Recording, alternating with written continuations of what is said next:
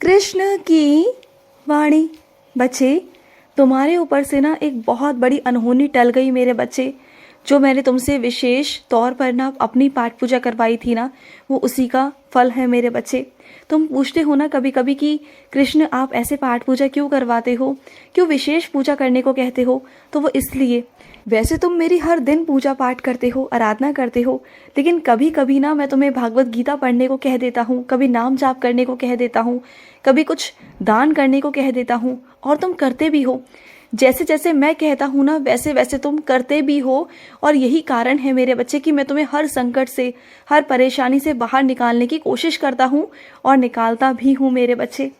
और सुनो, कोई बहुत बुजुर्ग है, बहुत बीमार भी है, उसको ना समझ में नहीं आ रहा, उसकी तबीयत ठीक नहीं है मेरे बच्चे, तो मेरे उस बच्चे तक ना तुम एक माला पहुँचा दो, एक जाप वाली माला। वो बैठे बैठे बिस्तर पर ना माला जाप कर सकता है, मेरा नाम जाप कर सकता है। वो जितनी बार माला फेरेगा, जितनी बार मेरा नाम जाप करेगा ना, उतनी बार ना उसका फल तुम्हें भी मिलेगा मेरे बच्चे, और वो भी ठीक भी होगा। तुम इसमें दो पुण्य कमा सकते हो, दो फल तुम्हें मिलेंगे मेरे बच्चे। एक तो उस इंसान के ठीक होने का फल, और दूसरा मेरे बच्चे जब जब वो पाठ पूजा करेगा ना, मेरा नाम जाप करेगा, तुम्हें उसका फल मिलता जाएगा। तुम्हारी ज़िंदगी में ना मेरी कृपा होनी शुरू हो चुकी है मेरे बच्चे, मेरी लीला होनी शुरू हो चुकी है। तुम्हें अभी थोड़ी थोड़ी चीज़ों का महसूस भी होने भी लगा है कि बहुत सारी चीज़ें बदलने भी लगी हैं। हो रहा है ना महसूस कि मैं हूँ तुम्हारी ज़िंदगी में। धीरे धीरे चीज़ों में बदलाव आ रहा है, लोगों के मन में बदलाव आ रहा है, चीज़ें सुलझती जा रही हैं। बहुत उलझी हुई थी ना तुम्हारी ज़िंदगी, उसे सुलझा रहा हूँ मैं। और धीरे धीरे धीरे कर कर ना सब कुछ सुलझ जाएगा मेरे बच्चे, सब कुछ सुलझ जाएगा। मैं सुलझा दूंगा, और ऐसे सुलझ जाएगा ना कि जैसे कि पहले कुछ उलझा हुआ था ही नहीं। देखना, तुम विश्वास करो अपने कृष्ण पर। और सुनो, अगर चाहो ना तो मथुरा दूर नहीं है, वृंदावन दूर नहीं है मेरे बच्चे। तुम ये सोच कर रह जाते हो कि बहुत दूर है, बहुत दूर है। कहाँ दूर है? अगर आना चाहो ना तो कुछ भी दूर नहीं। मन से दूर नहीं हो तुम मेरे, दिल से दूर नहीं हो तुम मेरे। तुम आ जाओ मेरे पास और सुनो मेरी बात को। कुछ लोग ऐसे हैं तुम्हारी ज़िंदगी में जो बहुत नास्तिक हैं, जो मुझे और देवी देवताओं को ना मानते ही नहीं हैं। वो बहुत अलग लोग हैं। तो देवी देवताओं के बारे में ना कभी भी अपशब्द नहीं कहने चाहिए मेरे बच्चे। मैं मानता हूँ कि उनके साथ अच्छा नहीं हुआ, वो उनके कर्म थे, लेकिन इसका मतलब ये तो नहीं ना कि तुम गलत बोलोगे, देवी देवताओं को अपशब्द कहोगे, मुझे अपशब्द कहोगे। ये बहुत गलत चीज़ है मेरे बच्चे। बल्कि मुझे क्या, जो अपने से बड़े हैं ना वो भी आदरणीय हैं मेरे बच्चे, उनका भी सम्मान होना चाहिए। जितने भी बुजुर्ग हैं ना उनका भी सम्मान होना चाहिए, चाहे कुछ भी हो जाए। और ये सम्मान ना करके ना ये तुम गलतियाँ मत करो, तुम मत करो मेरे बच्चे। और जो ये करता है ना, जो बड़े बूढ़ों को गंदी गंदी गालियाँ निकालता है या फिर उन्हें अपशब्द कहता है ना, उनकी कीमत नहीं समझता ना, तो उन्हें बाद में समझ आता है। उन्हें ये समझ नहीं आ रहा कि जो एक बड़ा बुजुर्ग है ना, वो घर का ताला है, घर की तिजोरी है। अगर वो नहीं रहेगा ना तो उसके होने का भी कोई मतलब नहीं रहेगा, उसका कोई वजूद ही नहीं है। चाहे वो घर पर रहे ना, वो कुछ भी ना करे, लेकिन अगर वो बड़ा बूढ़ा घर पर है ना तो उसका आशीर्वाद सदैव उस घर पर रहता है। और अगर वो बड़ा बुजुर्ग घर पे नहीं होगा ना तो देखना, उस घर की ना एकदम रौनक सी चली जाएगी। उस घर में ऐसा लगेगा कि जैसे कोई है ही नहीं। वो घर खाली खाली सा हो जाएगा।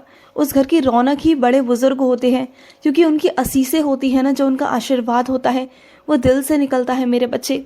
और तुम कहीं भी चले जाओ, वो उस घर की रखवाली करते हैं बहुत दिल से।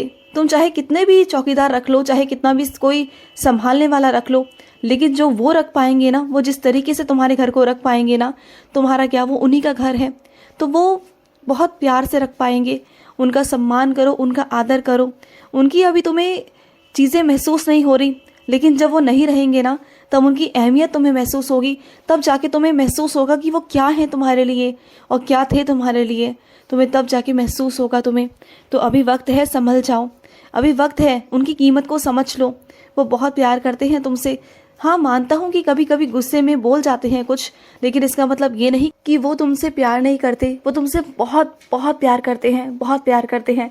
तुम्हारे सामने तो नहीं, लेकिन तुम्हारे पीछे से ना मुझे बहुत प्रार्थनाएं करते हैं तुम्हारे लिए आशीर्वाद मांगते हैं।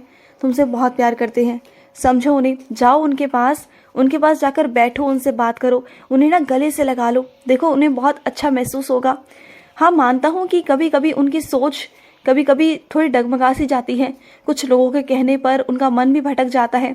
जब सामने वाला बुराई करता है, तुम्हारी निंदा करता है ना, तो वो भी शायद 2-4 बातें तुम्हारे बारे में उल्टा सीधा कह जाते हैं, बल्कि वो तुमसे बहुत प्यार करते हैं। लेकिन क्या है ना, कुछ स्वभाव होता है मेरे बच्चे, कुछ उम्र है, बस इतनी सी बात है और कुछ नहीं है। ये समझदारी वाली बात है, तुम समझ लो ना। ये समझ लो कि वो एक छोटा बच्चा है। जैसे छोटे बच्चे को समझ नहीं होती ना, ऐसे बुजुर्गों को भी समझ नहीं होती मेरे बच्चे। उन्हें खुद मालूम नहीं होता कि वो क्या कर रहे हैं, किसके आगे क्या बोल रहे हैं ना। लेकिन जब उन्हें समझ में आता है, वो तुमसे माफ़ी भी मांगते हैं। याद करो वो पल, जब जब उन्हें याद आया है या उन्हें महसूस हुआ है कि उन्होंने तुम्हारे साथ कुछ गलत किया है, तो उन्होंने तुमसे माफ़ी भी मांगी है ना। तो फिर तुमसे वो बहुत बहुत प्यार करते हैं। और मैं अपने कुछ बच्चों से कहना चाहता हूँ, क्या हाल बना रखा है तुमने अपने आप का, अपने स्वास्थ्य का मेरे बच्चे। बोलो, तुम्हारा शरीर इतना कमज़ोर हो गया है, खून की इतनी कमी हो गई है शरीर के अंदर। तुम्हें इस वक्त ना अपने खाने पीने पर ध्यान देना चाहिए मेरे बच्चे।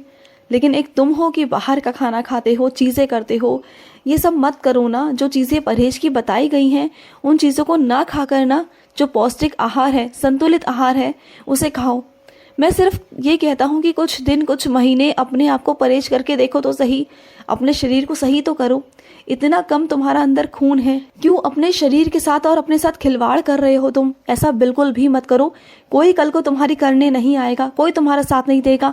जो शरीर है ना मेरे बच्चे, ये सबसे बड़ी संपत्ति है, तुम्हारी खुद की संपत्ति। अगर ये शरीर चला गया ना, तो तुम धन दौलत, रिश्ते नाते सब कुछ बाद में देख सकते हो, सब कुछ तुम्हारे पास वापस आ सकता है।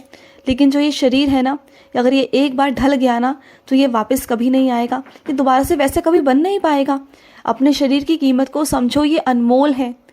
तुम चाहे कुछ भी कर लो, इसे तुम खरीद नहीं सकते। इसे तुम्हें अब बनाना पड़ेगा, इसे वक्त देना पड़ेगा। अपने आप को समय दो, अपना शरीर बनाओ मेरे बच्चे। जब तक तुम्हारा शरीर मजबूत नहीं रहेगा ना, अंदर से और बाहर से, तब तक तुम दुनिया से भी नहीं लड़ पाओगे। और दुनिया ऐसी है ना कि हर कदम पर ना तुम्हें मानसिक तौर पर और शारीरिक तौर पर दुनिया से लड़ने के लिए तैयार रहना पड़ेगा। क्योंकि दुनिया आजकल ऐसी ही है मेरे बच्चे। ये कलयुग है और इस कलयुग में कोई किसी की बात नहीं सुनता, सब लोग मतलबी हैं। यहाँ पर अपने लिए खड़ा रहना पड़ता है, अपने लिए आवाज़ उठानी पड़ती है। जहाँ अपने हक की बात आती है ना, वहाँ तुम्हें बोलना चाहिए, वहाँ आवाज़ उठानी चाहिए मेरे बच्चे। और सुनो, तुमने कुछ दिन पहले, कुछ महीने पहले तुमने मुझसे वादा किया था कि कृष्ण, अगर ये चीज़ पूरी हो जाएगी तो मैं आपको ये आकर चढ़ाऊँगा। लेकिन अब ना तुम चढ़ाना नहीं चाहते, हृदय के पास रखना चाहते हो अपने। तुम्हारा मन नहीं कर रहा चढ़ाने का, तो कोई बात नहीं। अगर मन नहीं है तो उसे अपने पास ही रखो। मैं तुम्हें आशीर्वाद देता हूँ कि वो चीज़ चाहे तुम्हारे पास रहे या मेरे पास रहे, तो क्या फ़र्क पड़ता है। अगर तुम वो मुझे चढ़ाना नहीं चाह रहे हो अभी, तो कोई बात नहीं, उसे अपने पास रखो। ये समझ लो कि मेरा आशीर्वाद है, तुम अपने पास रख लो उसे, कोई बात नहीं। मुझे वैसे भी नहीं चाहिए था, मुझसे ज़्यादा तुम्हें ज़रूरत है उस चीज़ की, अपने हृदय के पास रखो। और वैसे भी मैं तो तुम्हें देना चाहता हूँ, लेना मैं चाहता ही नहीं था। वो तो तुमने कहा था कि तुम उसे पूरा करोगे, लेकिन अब तुम्हारा मन डगमगा रहा था, थोड़े से कमज़ोर पड़ रहे थे तुम मुझे देने के लिए। मन में थोड़ा सोच रहे थे, संकोच आ रहा था तुम्हारे मन में। अब मैं तुमसे यही कहता हूँ कि तुम उसे अपने पास ही रखो और शुभ अशुभ के चक्कर में मत पड़ना कि कहीं तुमने कहा था और मैंने मना कर दिया। अब मैंने तुम्हें खुद कहा है कि इसे अपने पास रखो, तो अपने पास रखो। मुझे नहीं चाहिए, तुम अपने पास रखो। चाहे तुम अपने पास रखो या मेरे पास कोई चीज़ रहे, बात तो एक ही है ना। तो तुम अपने पास ही रख लो संभाल कर, और किसी की बातों में मत आना और किसी से इस बारे में पूछना भी मत, क्योंकि ये बात तुम्हारे और मेरे बीच की है। और जब मैंने तुम्हें आदेश दे दिया है कि तुम्हें अपने पास रखना है, तो अपने पास रखो। और सुनो, अपने समय को बर्बाद मत करो, अपने समय को बिल्कुल भी व्यर्थ मत करो। जो भी समय है उसे अच्छी चीज़ों में लगाओ, अच्छी चीज़ें करो और अपनी पसंद की चीज़ें करो जिसमें तुम्हें रुचि हो, तुम्हें अच्छा महसूस होगा। खुश रहो। आज का कृष्ण संदेश समाप्त हुआ। जय श्री कृष्ण।